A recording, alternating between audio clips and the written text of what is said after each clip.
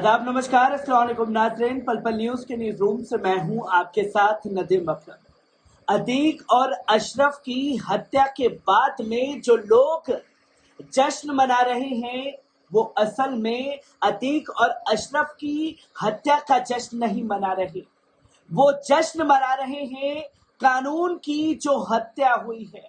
वो जश्न मना रहे हैं जो संविधान की हत्या हुई है। वो जश्न मना रहे हैं उस चीज का जिसका इन्हें अंदाजा नहीं है कि वो आग कब इनके घर तक पहुंच जाएगी। जिसने भी अतीक अहमद और उसके भाई की हत्या की तस्वीरों को देखा, उसने उत्तर प्रदेश में जंगल राज की बात कही। पर यहाँ तालियां बजती हैं गोदी मीडिया के लिए कि मजाल के उत्तर प्रदेश के इस जंगल राज को वो जंगल राज कहने की हिम्मत जता पाए। और यहाँ उत्तर प्रदेश में चाहे मायावती हो, अखिलेश यादव हो, चंद्रशेखर आजाद हो, हर किसी की प्रतिक्रिया इस हत्याकांड को लेकर के आना शुरू हो गई है। किस तरीके से एक्शन का रिएक्शन खासतौर पर देखने को मिल रहा है, एक बार इस पर नजर डालते हैं। दोस्तों, आपको बता दें कि उत्तर प्रदेश स्थित प्रयागराज में अतीक अहमद और अशरफ अहमद की हत्या के बाद बहुजन समाज पार्टी की मुखिया मायावती ने प्रतिक्रिया दी है। उन्होंने इस मामले में सरकार पर सवाल उठाए हैं। एक ट्वीट में मायावती ने कहा कि गुजरात जेल से अतीक अहमद व बरेली जेल से लाए गए उनके भाई अशरफ की प्रयागराज में कल रात पुलिस हिरासत में ही खुलेआम गोली मारकर हत्या हुई। उमेश पाल जघन्य हत्याकांड की तरह ही यूपी सरकार की कानून व्यवस्था व उसकी कार्यप्रणाली पर अनेकों गंभीर सवाल खड़े करती है। बसपा चीफ ने कहा कि देश भर में चर्चित इस अति गंभीर व अति चिंतनीय घटना पर माननीय सुप्रीम कोर्ट अगर स्वयं ही संज्ञान लेकर उचित कार्रवाई करे तो बेहतर है। वैसे भी उत्तर प्रदेश में कानून द्वारा कानून के राज के बजाय अब इसका एनकाउंटर प्रदेश बनना जाना चाहिए। कितना उचित है, ये सोचने की बात है। अतीक अहमद और अशरफ की गोली मारकर हत्या कर दी गई। इन हत्याओं पर अखिलेश यादव का भी बड़ा बयान सामने आया। उन्होंने ट्वीट कर साफ शब्दों में कहा कि उत्तर प्रदेश में अपराध की पराकाष्ठा हो गई है और अपराधियों के हौसले बुलंद है। जब पुलिस के सुरक्षा घेरे के बीच सरेआम गोली मारकर हत्या कर दी जा सकती है तो आम जनता की सुरक्षा का क्या होगा। इससे जनता के बीच भय का वातावरण बन रहा है। ऐसा लगता है कुछ लोग जानबूझकर ऐसा वातावरण बना रहे हैं। जिस समय अतीक अहमद और अशरफ की हत्या हुई उस दौरान वे मीडिया के कैमरों पर प्रतिक्रिया दे रहे थे। पुलिस की मौजूदगी में कुछ लोगों ने उन पर हमला कर दिया। दोनों के हाथ में हथकड़ी बंदी थी। अतीक के सिर में गोली मारी, उसकी मौके पर ही मौत हो गई। अतीक और उनके भाई पुलिस की हिरासत में थे। उन पर हथकड़ियां लगी हुई थी। जय श्री राम के नारे भी लगाए गए। दोनों की हत्या योगी की कानून व्यवस्था में नाकामी है। एनकाउंटर राज का जश्न मनाने वाले भी इस हत्या के जिम्मेदार हैं। जिस समाज में हत्यारे हीरो होते हैं उस समाज में कोर्ट और इंसाफ के सिस्टम का क्या काम है। यूपी सरकार में जल शक्ति स्वतंत्र देव सिंह ने कहा कि पाप पुण्य का हिसाब इसी जन्म में होता है। पूर्व डिप्टी सीएम दिनेश शर्मा ने कहा कि अतीक की जिस तरह से हत्या हुई है हम इसकी निंदा करते हैं, ये जांच का विषय है। उन्होंने कहा कि यूपी सरकार अपराध पर लगाम लगाने के लिए पूरी तरीके से तैयार है। अतीक की हत्या पर कांग्रेस नेता श्रीनिवासन ने भी कहा कि उत्तर प्रदेश पुलिस एक भी गोली नहीं चलाई। यूपी के वित्त मंत्री सुरेश खन्ना ने कहा कि एक आसमानी फैसला है। उनके कई ऐसे केस हैं जिनमें गवाही भी सामने नहीं आते थे। योगी सरकार कानून व्यवस्था कायम रखने के लिए प्रतिबद्ध है।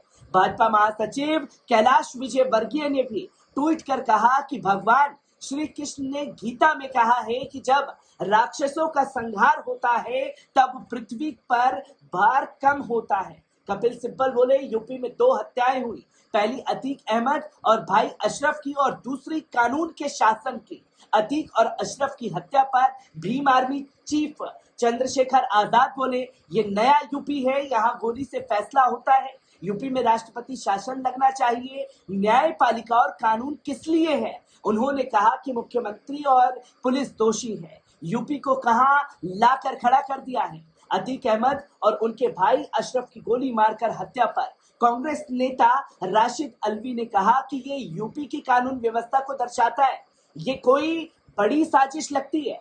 इसकी पूरी जांच हो और न्यायिक जांच होनी चाहिए और यूपी के मुख्यमंत्री को इस्तीफा दे देना चाहिए।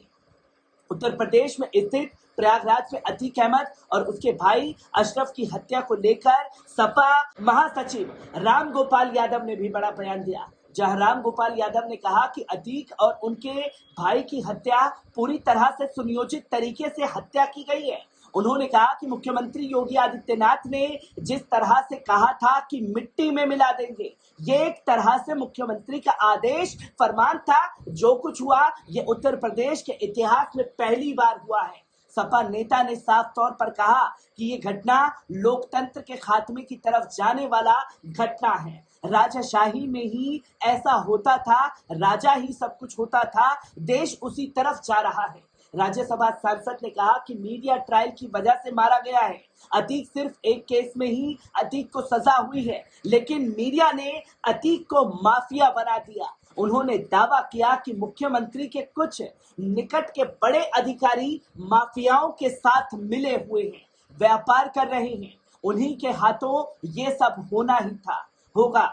अगर जांच करने वाले एजेंसी सही होगी तो बड़े से बड़े लोग फंस जाएंगे। अतीक अहमद और अशरफ अहमद की हत्या के बाद उत्तर प्रदेश के सभी जिलों में धारा 144 लागू कर दी गई है। लखनऊ के हुसैनाबाद में पुलिस ने फ्लैग मार्च निकाला है। प्रयाग में अतीक और उनके भाई की हत्या के बाद संवेदनशील इलाकों में पुलिस लगातार गश्त कर रही है। उत्तर प्रदेश के मुख्यमंत्री योगी आदित्यनाथ ने प्रयागराज की घटना का संज्ञान लिया है। मुख्यमंत्री ने तुरंत उच्च स्तरीय बैठक बुलाई और पूरे मामले की उच्च स्तरीय जांच के आदेश तक दे दिए हैं। मुख्यमंत्री ने मामले में 3 सदस्यीय न्यायिक आयोग के गठन के भी निर्देश दिए हैं। हत्याकांड के बाद उत्तर प्रदेश के आला अधिकारी विशेष विमान से प्रयागराज रवाना हो रहे हैं।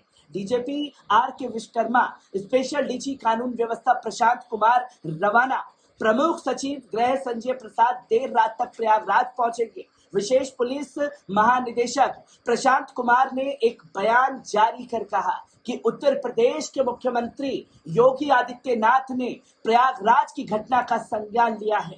उन्होंने तत्काल उच्च स्तरीय बैठक बुलाई है और पूरे मामले की उच्च स्तरीय जांच के आदेश दिए हैं। बयान के अनुसार मुख्यमंत्री ने 3 सदस्यीय न्यायिक जांच आयोग के गठन के भी निर्देश दिए हैं। अधिकारियों ने कहा है कि घटना के बाद राज्य के सभी जिलों में धारा 144 के तहत काम किया जाएगा। वीडियो फुटेज में 3 हमलावरों दोनों भाइयों को गोली मारते नजर आ रहे हैं और गोली लगते ही दोनों जमीन पर गिर जाते हैं।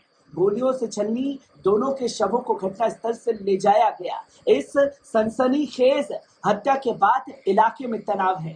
सहायक पुलिस आयुक्त करेली श्वेताब पांडे ने बताया कि अतीक और अशरफ को रूटीन जांच के लिए अस्पताल लाया गया था, तभी ये घटना हुई। उन्होंने ये भी बताया कि तीनों आरोपियों को पकड़ लिया गया है और उनसे पूछताछ भी की जा रही है। अतीक अहमद और भाई अशरफ अहमद की 9 राउंड फायरिंग कर हत्या कर दी गई। यह हत्याकांड तब हुआ जब पुलिस भारी सिक्योरिटी में उन्हें मेडिकल के लिए ले जा रही थी। बीच में अतीक और अशरफ मीडिया से बातचीत के लिए रुकते हैं और उसी दौरान ताबड़तोड़ गोलियां बरसना शुरू हो जाती हैं, जो कि सवाल खड़े करती है उत्तर प्रदेश के जंगल राज की तस्वीरों पर और सवाल खड़े करती है कि साहब ने तो ये दावा किया था कि अपराधियों के दिलों में खौफ बैठा देंगे। ये कैसा खौफ बैठा है कि पुलिस की मौजूदगी में, कस्टडी में होने के बावजूद किसी की बेरहमी से हत्या की गई है। हर एक तस्वीर को आप लोगों के साथ रूबरू कराता रहूंगा। दीजिए इजाजत, शुक्रिया।